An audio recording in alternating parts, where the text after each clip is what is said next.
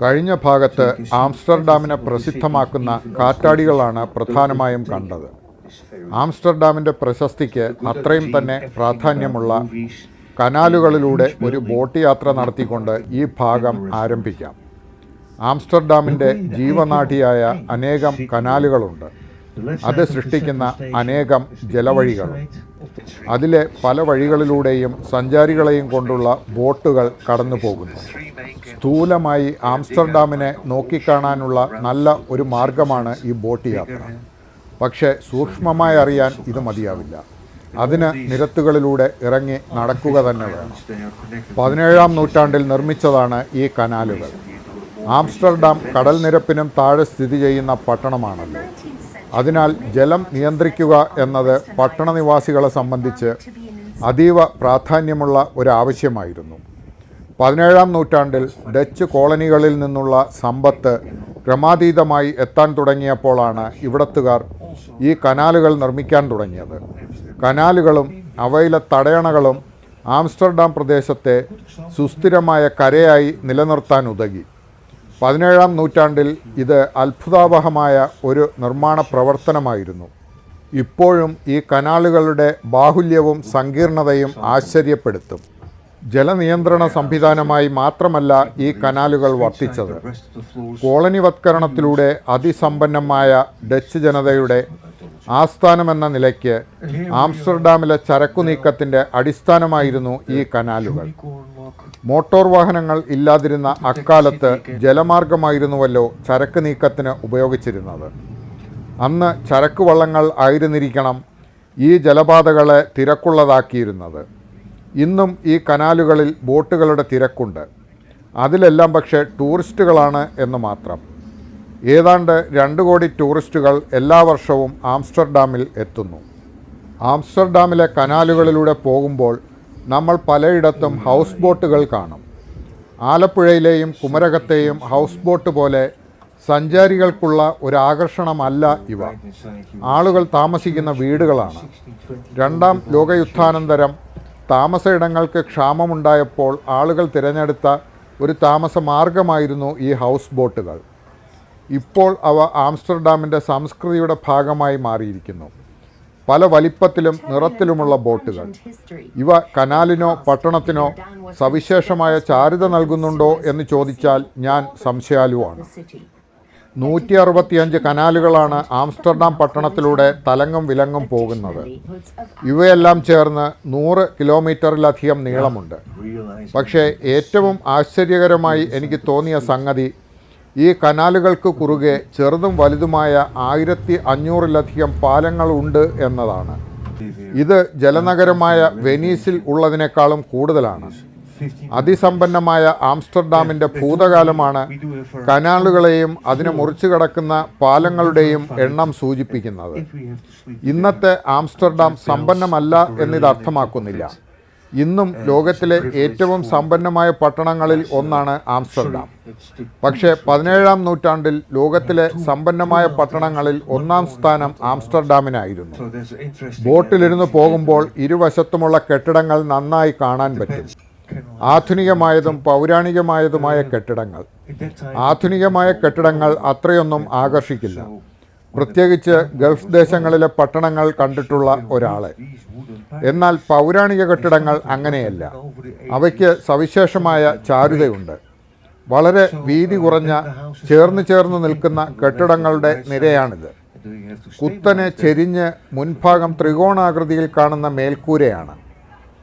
ആംസ്റ്റർഡാമിൻ്റെ സുവർണകാലം എന്ന് വിശേഷിപ്പിക്കാവുന്ന 17-ാം നൂറ്റാണ്ടിലെ സമ്പന്ന ഭവനങ്ങളാണിവ.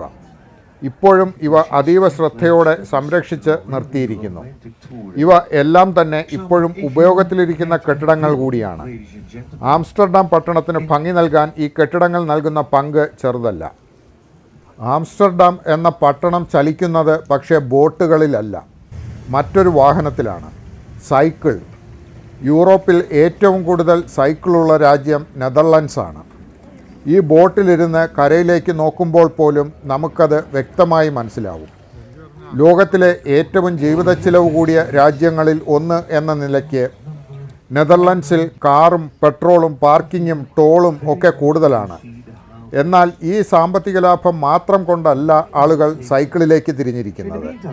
അതൊരു പുതിയ സംസ്കാരത്തിൻ്റെയും അവബോധത്തിൻ്റെയും ഭാഗമാണ്. സാമ്പത്തിക ലാഭത്തിനപ്പുറം അത് മനുഷ്യർക്ക് ആരോഗ്യം നൽകുന്നു. ഈ സൈക്കിളിൽ പോകുന്ന ആയിരക്കണക്കിന് മനുഷ്യർ കാർ ഉപയോഗിച്ചിരുന്നെങ്കിൽ എത്രമാത്രം കാർബൺ എമിഷൻ അന്തരീക്ഷത്തിലേക്കുണ്ടായേനെ. പരിസ്ഥിതിക്ക് സൈക്കിളുകൾ നൽകുന്ന നേട്ടം കുറവല്ല. ഈ സൈക്കിളിൽ പോകുന്ന മനുഷ്യരെല്ലാം കാറുമെടുത്തിറങ്ങിയാൽ അത് റോഡിലുണ്ടാക്കുന്ന തിരക്ക് എത്രമാത്രമായിരിക്കും. അതിനു വേണ്ടുന്ന റോഡുകളും അനുബന്ധ നിർമ്മാണങ്ങളും സർക്കാരിന് ഏറ്റെടുക്കേണ്ടി വരും. അതുകൊണ്ടുണ്ടാവുന്ന അധിക സമ്മർദ്ദം ഒഴിവാക്കാം. സൈക്കിൾ സവാരിക്ക് വേണ്ടുന്ന ട്രാക്കുകളും പാർക്കിംഗ് പ്രദേശങ്ങളും ഉണ്ടാക്കാൻ താരതമ്യേന കുറഞ്ഞ ചിലവാണ്. അങ്ങനെ പല തലത്തിലും ഗുണകരമായി ഭവിക്കുന്ന ഒന്നാണ് ഈ സൈക്കിൾ ഉപയോഗം. പക്ഷേ ഈ രീതി ലോകത്തിൻ്റെ എല്ലാ ഭാഗത്തും അനുകരിക്കാനൊന്നും സാധിക്കില്ല. ഒരു ഉദാഹരണം പറയാമെങ്കിൽ, വർഷത്തിൽ അധികകാലവും 40 ഡിഗ്രിക്ക് മുകളിൽ ചൂടുള്ള കുവൈറ്റ് പോലുള്ള ഒരു രാജ്യത്ത് സൈക്കിളിൽ സഞ്ചരിക്കുക എന്നത് പ്രായോഗികമല്ല. യൂറോപ്പിൽ കാണുന്നതെല്ലാം മറ്റിടങ്ങളിൽ പകർത്തണം എന്ന് നിർബന്ധം പിടിക്കരുത്. ഓരോ സ്ഥലത്തും ആ പരിസരത്തിന് അനുയോജ്യമായ വികസന പദ്ധതികളുണ്ടാകും.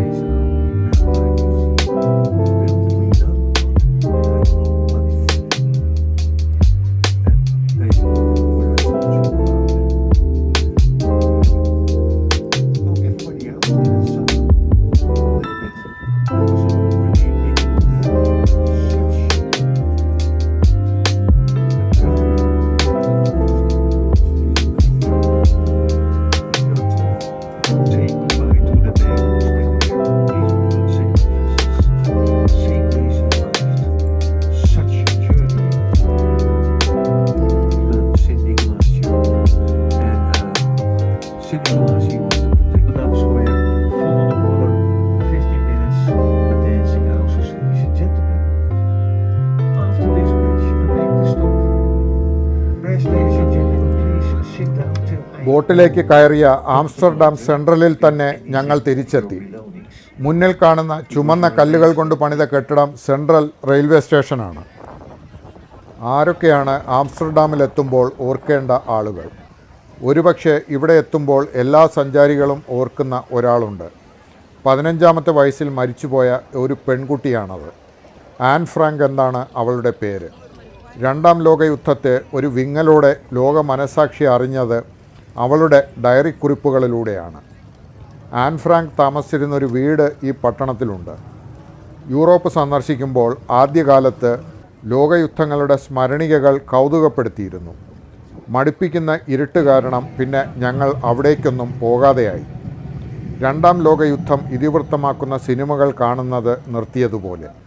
അതിനാൽ ആൻ ഫ്രാങ്കിൻ്റെ ഭവനവും ഞങ്ങൾ സന്ദർശിച്ചില്ല. നെതർലാൻഡ്സിലെത്തുമ്പോൾ ഞാൻ ഏറ്റവും കൂടുതൽ ഓർക്കുക പക്ഷേ ആംസ്റ്റർഡാമുമായി കാര്യമായി ബന്ധമില്ലാത്ത മറ്റൊരു ഡച്ചുകാരനെയാണ്. കടും മഞ്ഞയിൽ സൂര്യകാന്തി പാടങ്ങളും ഗോതമ്പ് പാടങ്ങളും വരഞ്ഞ വിൻസെൻ്റ് വാൻഗോവിനെ. വാൻഗോവിനെ പോലെ ചിത്രങ്ങൾ കൊണ്ട് എൻ്റെ ചേതനയെ ഒരേ സമയം ത്രസിപ്പിക്കുകയും അത്രയും സമാധാനപ്പെടുത്തുകയും ചെയ്ത മറ്റ് ചിത്രകാരന്മാർ കുറവാണ്. അദ്ദേഹത്തിൻ്റെ ചിത്രങ്ങളുടെ വലിയ ശേഖരമുള്ള ഇവിടുത്തെ പ്രദർശനശാലയിലേക്ക് ഞാൻ പോയത് ആ ചിത്രങ്ങൾ കാണാൻ മാത്രമല്ല.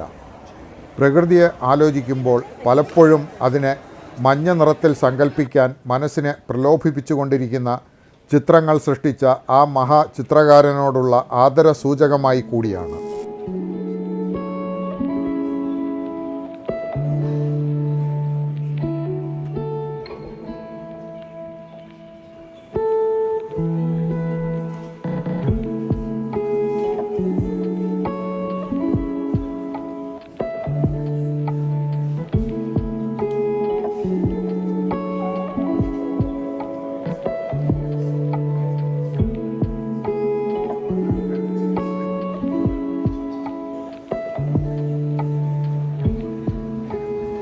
ആ രാത്രി ഞങ്ങൾ ആംസ്റ്റർഡാം പട്ടണത്തിൻ്റെ മധ്യത്തിലുള്ള റെഡ് ലൈറ്റ് ഡിസ്ട്രിക്റ്റിലേക്ക് പോയി.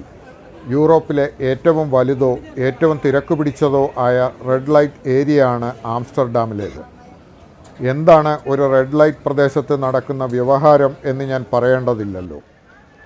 വിവസ്ത്രകളായ 2-3 സ്ത്രീകൾ വഴിയോരത്തെ കടയ്ക്കുള്ളിൽ കണ്ണാടിക്കൂടിനുള്ളിൽ നിൽക്കുന്നു. അതിനുള്ളിൽ ചുമപ്പ് വെട്ടമാണ്.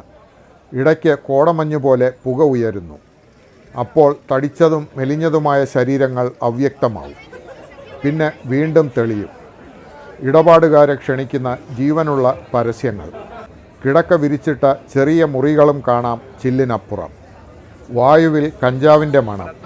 കാനബീസ് ഷോപ്പുകൾ എമ്പാടുമുണ്ട്. സെക്സ് ടോയ്സ് വിൽക്കുന്ന കടകളും. പലവിധ ഉപകരണങ്ങൾ. അവയൊക്കെ നോക്കി വിലപേശി വാങ്ങുന്ന ആണും പെണ്ണും. വഴിയോര തീൻശാലകളും. തണുത്ത കാറ്റ്. കനാലിൽ വഞ്ചികൾ ഉറങ്ങുന്നു. ഒരു ഉത്സവം പോലെ നിരത്ത്. നടന്നു തളർന്നപ്പോൾ സിനിയും ഞാനും നിരത്തോരത്തെ ഒരു റെസ്റ്റോറൻറ്റിൽ കയറി. വഴിയിലേക്ക് ഇറക്കിയിട്ട കസേരയിലിരുന്നു. വീഞ്ഞും ബിയറും വന്നു. മദ്യത്തിൻ്റെ നേർത്ത ലഹരിയിൽ റെഡ് ലൈറ്റ് ഡിസ്ട്രിക്റ്റ് ഭൂപ്രതലത്തിൽ നിന്നും അല്പം ഉയർന്ന് എവിടേക്കോ ഒഴുകിപ്പോയി.